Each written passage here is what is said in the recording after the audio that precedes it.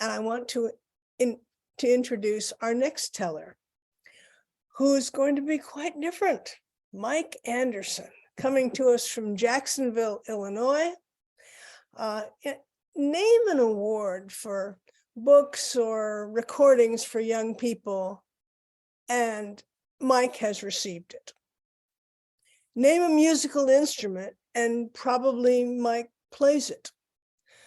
His specialty is the mountain dulcimer, but he plays others, and you may even hear something else tonight. He loves the Southern storytelling tradition, the Southern music tradition, and I suspect he also likes fishing for crawdads. Please, Mike, tell us a story. Sing us a song. Wonderful. Well, it's so good to be here. And Sylvia, I have to say, that was outstanding. You did a great job. Great job. This, when I was approached to do this tonight, I was told to, pick a story that's special to you. They didn't say pick the story you tell the best. It didn't say pick the story that is most renowned or most obscure. It's the one that you like the best. And I have a story, and I don't, when I started out in this storytelling thing, I started out as a musician. I was a folk singer, and I would do stuff like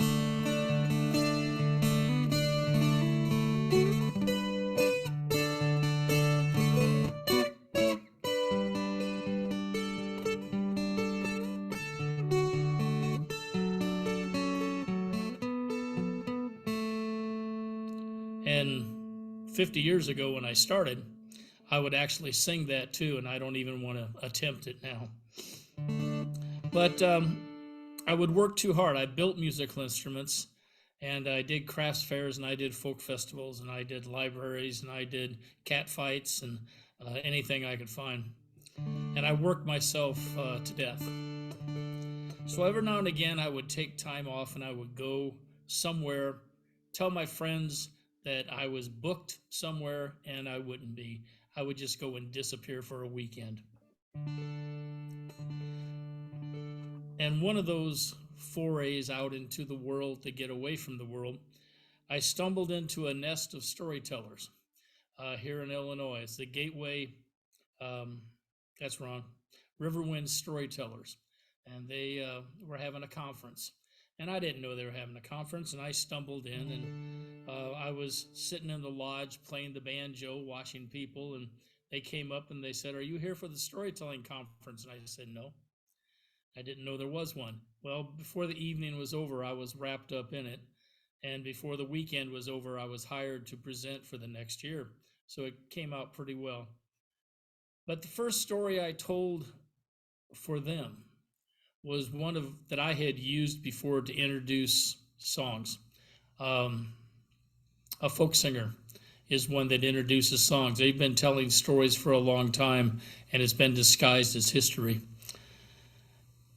And it was a story about growing up in Washington, Illinois, smack in the middle of the country. It's about 100 miles north of here. And I had a next door neighbor. His name was Denny. And I used to talk about Denny. Denny and I were great friends. He's a real guy. I hope he's listening. But Denny and I did a lot of amazing and wonderful things. And one of them was crawdad fishing. Now, I know for some parts of the country, that isn't a thing. And a crawdad up north in Maine is a crayfish. You go to Georgia, it's a mud bug. You go to Louisiana, it's a crawfish. And you make this wonderful foods out of them down in Louisiana. I love going down there. Crawfish étouffée.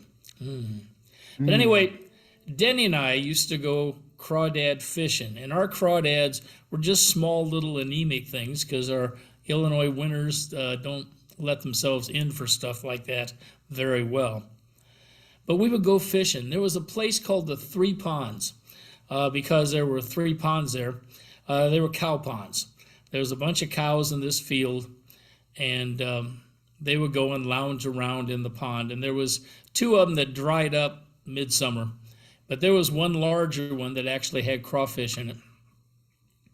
And Denny and I would go fishing there. It was a one we had to cut through the cornfield, walk across Minnow Creek to get to the three ponds. And we take our Crawdad fishing supplies. Crawdad fishing supplies consisted of a stick, consisted of kite string, a safety pin, and about 1.5 pounds of bacon, because crawfish love bacon. And we go hiking out there. We had to cut through a couple of cornfields to get there. This is the middle of Illinois, you realize. And we get to the three ponds, and we walk up to the edge of the pond, the big one. And then we get our supplies ready. We take the kite string, and we would tie it to the little loopy thingy on the safety pin. And now we had our fishing line, and we had our hook. And that was a safety pin. And we'd wrap it around a stick. And then we would get the bait, the bacon. Crawdads love bacon.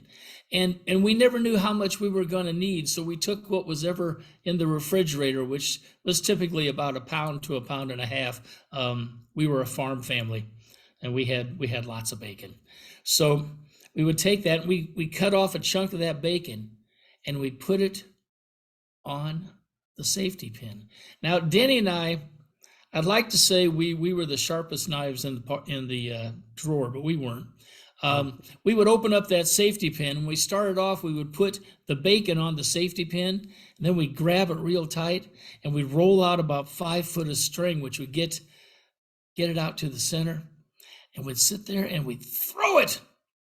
And that safety pin would hit the top of the water one place, and the bacon had flown off and hit the water somewhere else and sank down, and we saw a flurry of movement. We knew that some crawdad had his bacon already. And then we'd reel it back in, and we'd put it on. And after, 10 or 15 tries, we finally got the idea of closing up the safety pin. I tell you, that was a revelation right there. We close up that, and we'd hold on to the string, and we'd take that safety pin with the bacon on it, closed up, and we would throw it, and it'd hit the top of the water, and it would sink down to the bottom. And then we'd do another one. We'd throw it out. We'd throw another. We would throw out like 5 or 6 lines.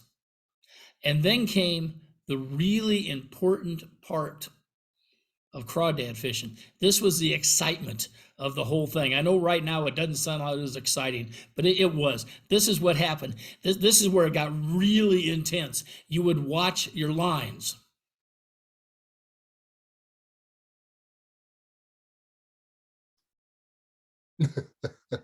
And if you were lucky, a crawdad had come walking across the bottom of that pond, and it would see bacon. Crawdads love bacon. And that crawdad would go over to it, and he'd take that big claw, and he'd grab that, and he'd hold it up in the air so all the other crawdads knew he had bacon. And he'd take off across the bottom of that pond, heading for his little hole. He'd be walking along just proud as punch, holding his bacon high, moving along as quickly as a crawdad can walk forward, holding that thing up. And if you were paying attention, the string was starting to move because the crawdad was holding the pin.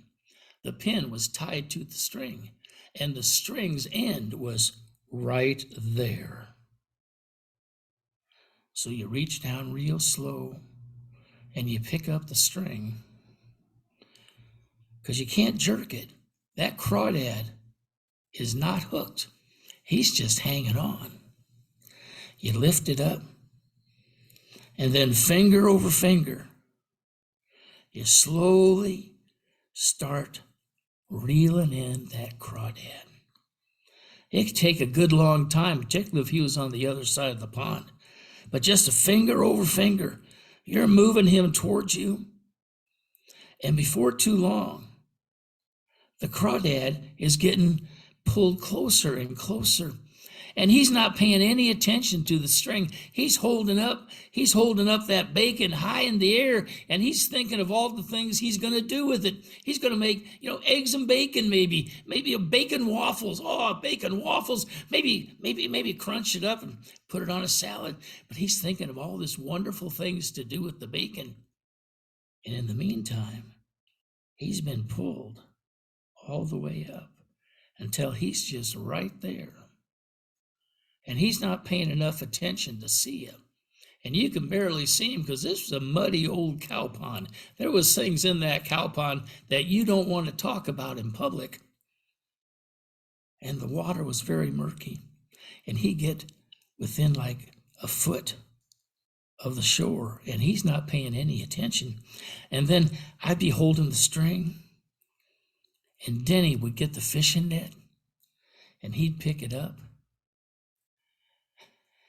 hold it high in the air, and then, boom, he'd get that crawdad in the net. And we've got ourselves our first crawdad. Now, there's nothing angrier than a crawdad in a net. I mean, he's got his tail sticking out one of the holes of that net. He's got a claw here, and that little head's sticking out another way, and all the little feelers are down here going like crazy, and you just knew he was cussing a blue streak. And they're going like crazy because now he's lost his bacon, and he's in a net. And now you had to get him out. You had to get him out of that net. Now, I don't know how much experience you've ever had with crawdads, but they've got these two claws, and they're real good with them. And you got to reach down. If you come at him from the front, he's going to grab you with that claw long before you pick him up. So what you got to do is sneak around behind him, and you pick him up right behind those claws. And you can pick him up, and he can't do a thing to you except cuss and crawdad. And you're holding that crawdad. And you go and you put him in our minnow bucket, had some water in there, and you toss in his bacon because we were sportsmen. He had earned his bacon. And we toss in the bacon. And then we'd open up that pen, put on some more, throw it out, and it would hit the ground and hit that water, and it would go all the way down. And then came the exciting part.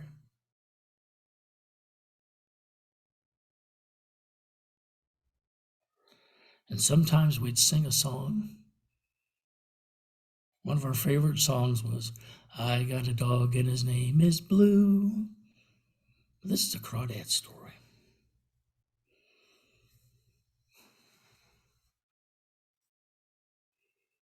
So I'd pull out these. This, by the way, is a reusable banana skin. You get them at Walmart in the reusable banana skin section. And these are bones. Kids always say, what kind of bones are they? And I say, well, I taught third grade for 43 years. This was left over of a kid in my class who wouldn't shut. No, that's not true. They always laugh. These are cow leg, the femur, the big bone at the top. These are the femur of a Missouri field cow. And we'd sing this song. This was one of Abraham Lincoln's favorite songs. Went something like this. If you know it, sing it. You're going to have to sing really loud because you guys are scattered all over the place. So if I'm going to hear you, you got to really belt it out because I'm here in the middle of Illinois. Well, you get a line, I'll get a pole now, honey, bum bum. You get a line, I'll get a pole, babe. You get a line, I'll get a pole, and we'll go down that crawdad hole. Honey, baby mine. Now what you gonna do when the creek runs dry now, honey? What you gonna do when the creek runs dry, babe? What you gonna do when the creek runs dry? Sit on the bank and cry, honey, baby mine. Yeah, what you gonna do when the creek runs dry, honey? What you gonna do when the creek runs dry, babe? What you gonna do when the creek runs dry? Sit on the bank, watch crawdads die, Honey, baby mine. That last verse is traditional. It's not true. Crawdads dig into the mud at the bottom and hibernate until they get rain. The pond goes dry.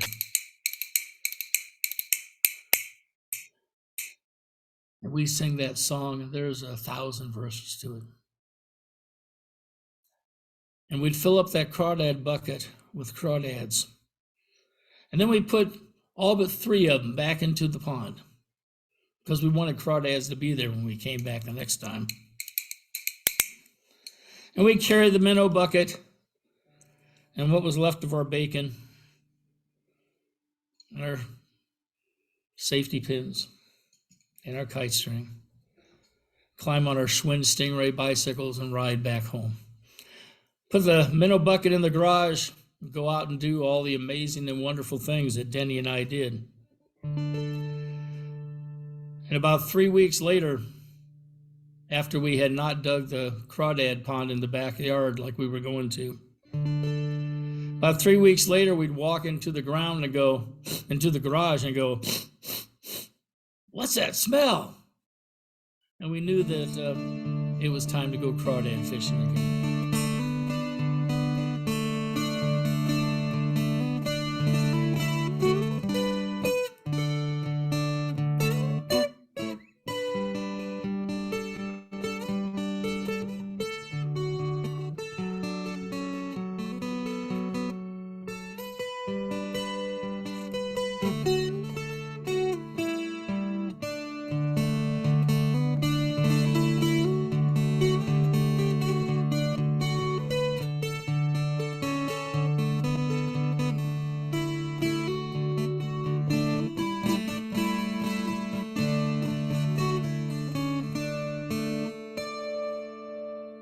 That's one of my Denny and I stories. Thanks a lot for listening. And thanks for inviting me to come and be a part of this wonderful thing. See you now. Mike Anderson.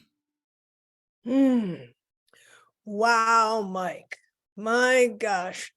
I have just learned, well, what do? You don't make crawfish etouffee. You make crawdad etouffee? No, we basically would kill 3 crawdads every time. But what you do with our crawdads is they're bait. They're fishing bait. Right. But Well, you go to Louisiana, you go down there, and their crawfish are as big as my hand, and they come in colors.